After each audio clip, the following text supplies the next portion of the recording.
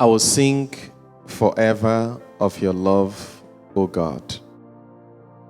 These were the words of the psalmist in today's encounter. And these words are words, just as you repeated it, is a song. And this song is a song of testimony of what is expected of us at all times, to glorify God, even in the times of challenges, pressure, all kinds of things. Our task is to glorify God. And we can only get the attention of God faster through praises and adoration. And now I think these words of the psalmist draws our attention to the ideal content of what transpires around the three readings of today, which shows us a great impact of prophetic missions, prophetic mandates, and prophetic zeal that is required of us. Now, it is important, just like from the message I've already shared earlier this morning, that in the times of the Old Testament, the prophets were recognized as very important personalities in the history of Israel. And our two dimensions of what the prophet stands for, the prophets were to speak the truth. The prophets were to ensure they tell the people what is required and expected of them from God. So they stand as mediators between God and man. And it was very symbolic. Now, the next task of the prophet was to help the people try as much as possible to avert impending danger.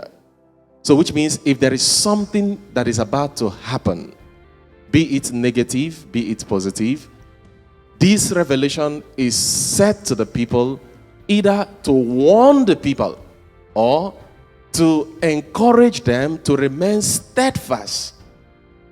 You can see that from the prophetic mandates of Jeremiah, Joshua, and all other prophets who have walked in the times past. And now, what were the results or the consequences of these actions of the prophets of the old? You come to realize that majority of the prophets who stood for what God wants them to tell the people, because these messages or prophetic message were too raw and too prophetic and too real, it opposes the tension, opposes the inclination of the people at the time. Because of that, the true prophets were hated.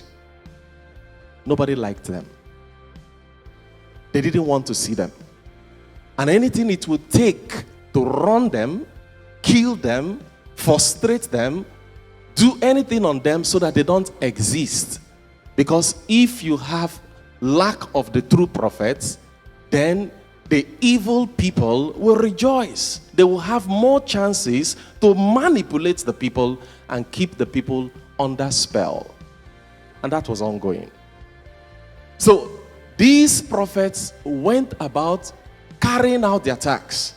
But like God will always say, all you have to do is to do your work. Don't bother about what to eat, what to wear, what to drink. That as you serve me and do my work, I will take care of you. So that became the consolation of these prophets. A lot of them were killed. So many of them suffered persecutions. You could see one of the encounters of Elijah who had to run. And he was running for his dear life that he's tired. He can't continue like this. So many of them got disappointed because they couldn't understand that the same God they are serving and worshiping and taking a lot of bullets for the sake of God's work, they couldn't understand why they had to go through those turmoils. And now you and I will be wondering, has anything changed? If you look at what was happening in the Old Testament and what is happening now, nothing has changed. It has only been modified. And I want us to be conscious of when it comes to who are the prophets here. I want us to get this clear. The prophets are not just only those who are ordained for ministry as priests, men and women of God, and as those who are on the sanctuary, so that you don't get it tied up. Everyone baptized as a Christian is a prophet. Because through baptism, if you can recall, each time during baptism, there is the oil of chrism that is used. And the purpose of that oil of chrism is to enable us share in the three qualities of Jesus. And what are those three qualities of Jesus? As a king, a priest, and what? A prophet. So for the sisters, prophetess. So which means from the very day you were baptized, you are already a priest. But the priesthood you share in is the communal priesthood. Those who are called to the altar are now on the aspect of the ministerial priesthood. So we all share in the common priesthood, including the pastor. But it's from the common priesthood that the pastor is called. And that's why the letter to the Hebrews, chapters number 5, verse 4, will tell us that no one takes this honor upon himself, but called by God. And Romans will qualify that. He said, he did not call the qualified. He called the unqualified to do what? To qualify them. And now, those he has called, he justified. And those he justified, he has empowered. And now this mission is for us to understand when you look at the examples of the kinds of people, even in the New Testament, that Jesus had to call. Jesus did not call the qualified. He did not call the most learned. He did not call the professionals. He did not call those who are great in their expertise. But he called those who may seem to appear weak. He called Peter. These were all fishermen, no school, no certificates, no paperwork. He called these people without a CV. They have no certificates. But he called them. Then he used their profession, the expertise on their profession. But if you recall in one of the encounters, even their profession was failing them. When Jesus entered the boat of Peter, they said the boat he entered was that of Simon. When he finished preaching, he said, look, can we go fishing? And he said, oh, master, please, we don't want to feel embarrassed. We are good in this job. But it's just for you to know that all night we have toiled and we caught nothing. And Jesus said, just cast the net. And he said, well, because you have said it, I will cast the net. And he said, when he casted the net out of faith, they were able to catch so much fish that even the nets were breaking. The whole night they toiled. But when Jesus encountered in the boat with them, the prophetic ministry in them was activated, and they were able to see light and to see instance of God's presence. In our lives, we are prophets. But there is a challenge we have as prophets. The prophecy around us is surrounded and mitigated by distractions. The prophecy around us is when we find ourselves as prophets in the place of work, as prophets in the home, as prophets in the family, as prophets in the parliament, in the government, in the church. As prophets, a lot of us have looked the other way. As prophets, including those of us who are the ministerial prophets, we have decided to please us. We have decided to make you like us. We have decided not to offend anybody. We have decided just to do what you want us to do so that their peace will reign. And because of that, there is so much eye services going on even in the houses of God. Compromise. Because nobody wants to offend anybody. Everybody wants to get the attention of people. Nobody wants to be seen as a wicked person. Every prophet stands by divine mandate of what God is calling you for. I speak this because I know that even where you operate, there are so many pressures and tensions.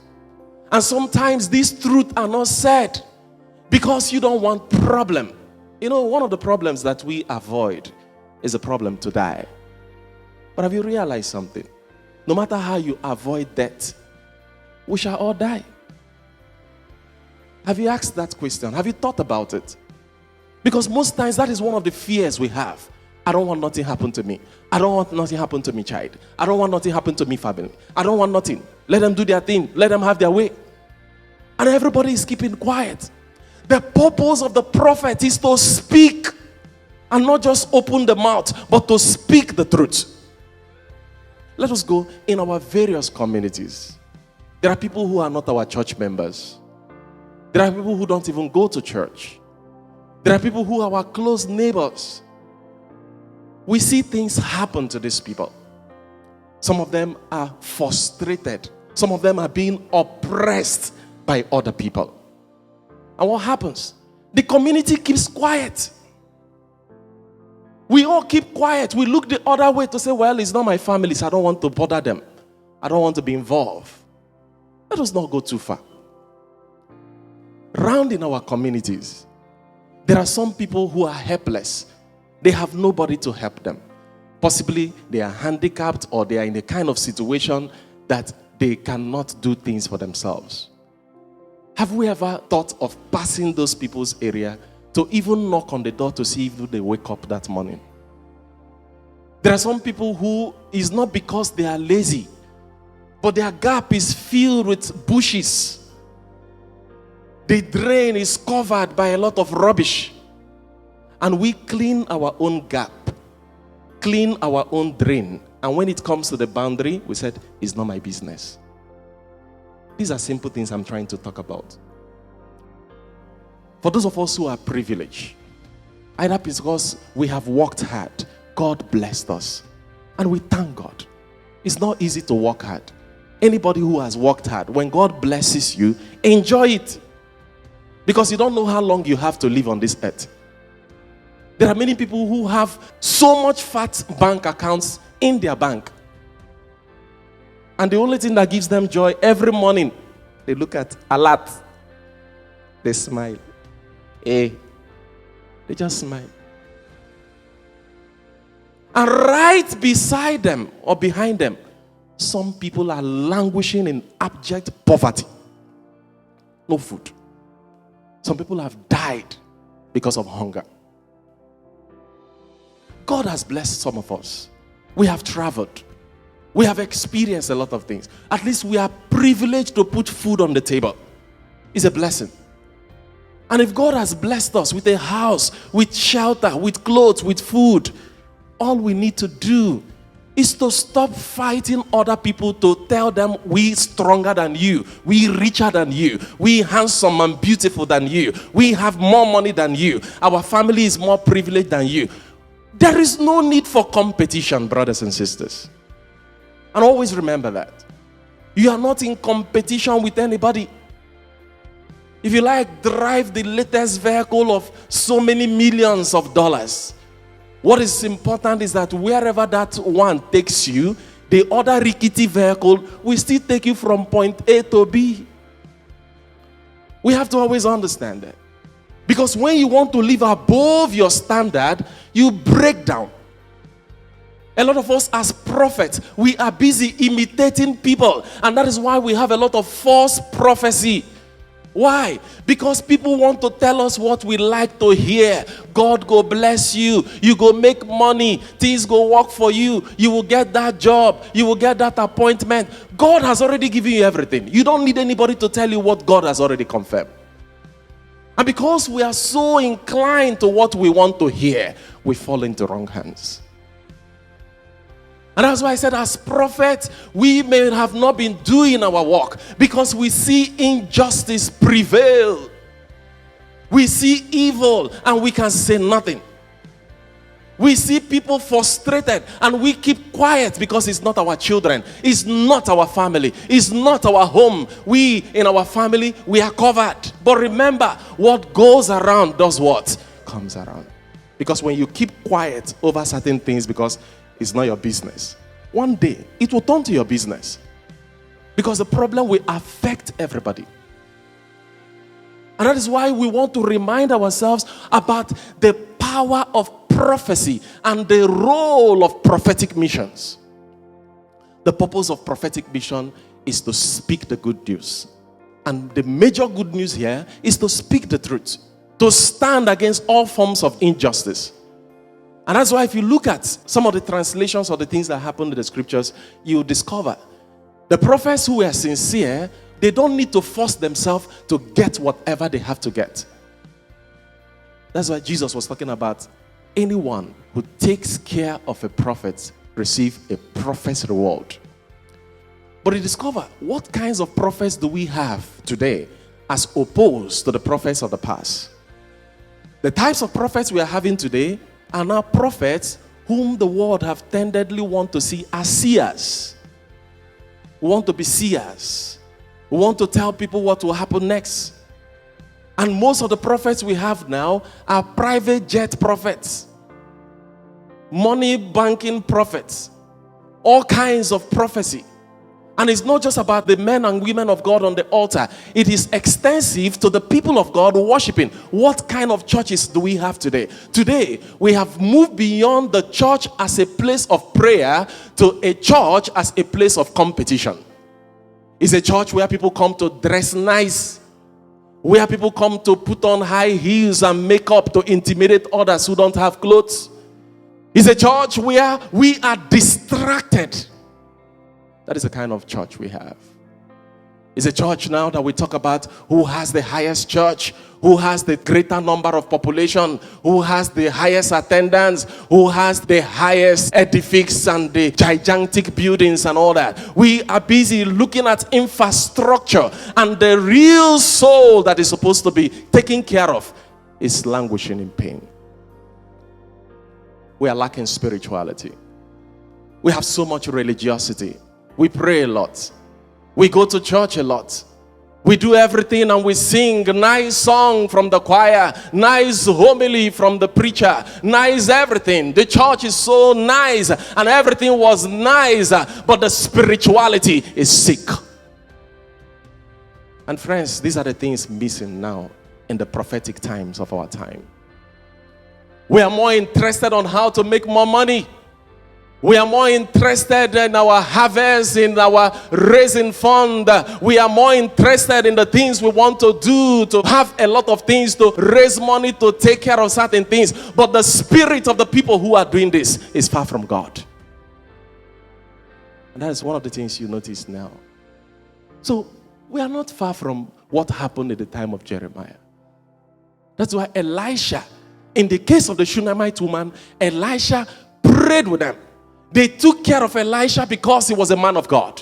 And Elisha gave the mandate for this singular act. You are not going to lose anything you have been praying for. By this time next year, you will have your own child. And Jesus comes fully, by way of summary, to tell us all that is expected of us. What Jesus is telling us? Nobody, anyone who prefers father, mother, children, daughter, sister, brother, wife, husband, friends, whatever, and all that, is not worthy of me. Don't think Jesus is speaking without conscious of the fact that we need family. He's aware. But Jesus has said, if your priority is about what keeps you going, that you don't care about Jesus, you're in trouble. And he extensively went further to say, anyone who does not take his cross and follow in my steps. So taking the cross is one thing. Following the steps of Jesus is another thing. So we can be taking the cross to say, well, I take pain, I take pressure because I'm serving people and they're fighting me. I can be doing that and I'm not doing it in the full step of Christ.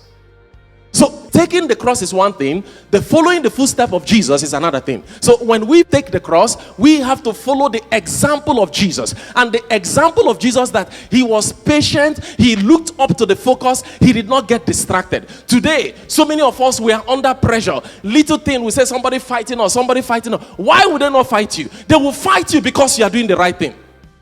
If you are doing anything and nobody is fighting you, you have not started. Check yourself. They will fight you because you are doing the right thing. And when they fight you because you are doing the right thing, you don't need to seek sympathy. You don't need to complain. You don't need to begin to tell people, they're fighting me. That is waste of time and energy. Keep doing more. So the more they see you, the more they're getting hot. And in fact, each time they see you, they are running. There are so many of you, your promotion has been held because of one wicked man or one wicked woman, and you have put in your commitment in that office, in that place of job. You have done everything, but each time promotion comes, they just skip your pay because they hide your file. Don't worry. The battle is of the Lord. It's not a physical battle. Because you don't want to join them in their nonsense. Many of them have stained their hands. They have belonged to different court groups.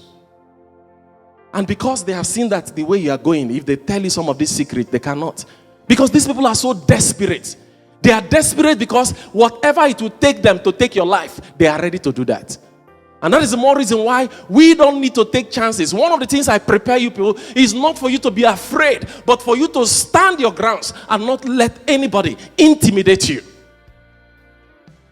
If they think that you cannot survive, they lie. Because the God who provides for you, with or without that job, will always make you succeed. Have you ever reasoned that you can also own your own? Because sometimes we see challenges as attack. It's only a call to your attention to say, look, child, you have been here for 20 years, 30 years, 15 years. What have you achieved? Have you thought about owning your own and employing people? And you can think, oh, it's not possible. With God, all things are what? Possible. And now, he says what? Anyone who finds his life will lose it. And anyone who loses his life for my sake will find it. In God, we have no losses. So even if physically they could attack me, even if physically they can spoil my name, even physically they can do all things, they cannot take away the presence of God in your soul and spirit. Because God has already prepared you for his reward. You must always know that. Some of us are in places of position where, as we are speaking now, you are compromising because you don't want to make the manager vex, you don't want to make supervisor vex, and even some of us who are in charge, we are busy suppressing people. I think that's one of the boosts that I sent today. Don't let people boss you around and use you because you want to be happy. You just have to focus on who God is in your life. You must be convinced of what is around you, the spirit of God's presence in your life. And he said, anyone who welcomes you welcomes me. And those who welcome me welcome the one who sent me. How do we treat those who are in our lives? How do we treat people? How do we take care of the other prophets? We are all prophets, but the other prophets around us, how do we take care of these prophets? We live in a time where people are busy attacking other prophets. A time where we are not happy with ourselves and we transfer the aggression to the people who are trying to make impact in our lives. He said anyone who welcomes a prophet because he's a prophet will have a prophet reward. And anyone who welcomes a holy man of God because he's a holy man will have a holy man's reward. And if you meditate on this, think on how we have treated some of the prophets that have come to serve us. This is personal now. Think personal. Me as a person, I'm a prophet. You are a prophet. How have we treated the prophets that we have encountered, whether in the past or present? This Bible and this reading of today is calling all of us to order. We have been so wicked to ourselves. It's not from my place. It's not from my place. It's not my family. It's not this. But we are enjoying the services. We are enjoying the programs. We are enjoying everything. But we are ungrateful.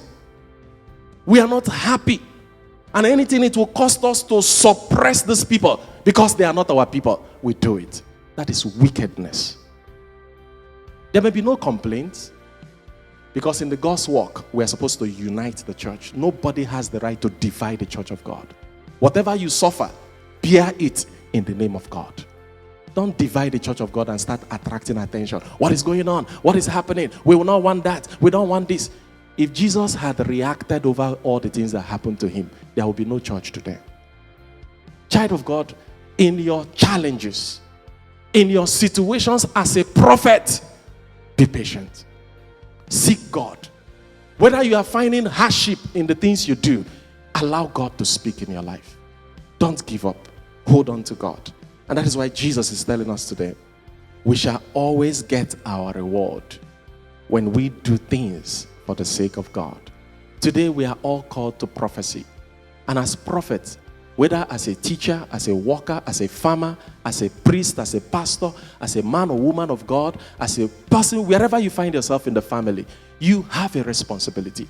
If you are a teacher, stand your grounds to make sure we continue to talk about discipline. We are losing that as far as our education is concerned. As a doctor, as a nurse, you have to stand your grounds to ensure that people get the right attention. People must not die for us to wake up and say, we have to do something. People must not lose their money before we can wake up and say, oh, what can we do? Let us take everything that whatever that happens to A happens to XYZ. Because in God, we are all one. I pray that God will touch our hearts so that as we leave this church, when you go back to the community, go back to the family, have you been oppressing anybody? Please tender an apology. It may be difficult for you with your ego and pride. Do you feel somebody is crying because of you? Don't worry about what will go out of you. Say, my brother, my sister, take it easy, eh? No quarrel. We are all one. Do what you have to do, but make sure you do it rightly. And now, is there anybody trying to intimidate you? Don't judge them. Don't count it against them. Stand by God. Be convinced of who God is in your life. And are you witnessing any oppression in the community? Please, brothers and sisters, don't keep quiet so that you don't share in the problem of the community. When you feel something is going wrong and everybody is keeping quiet, approach whoever and at least let it be that that person has heard from somebody that this is not right. Because what is bad and what is good is good. May God help us to always remain good through Christ our Lord.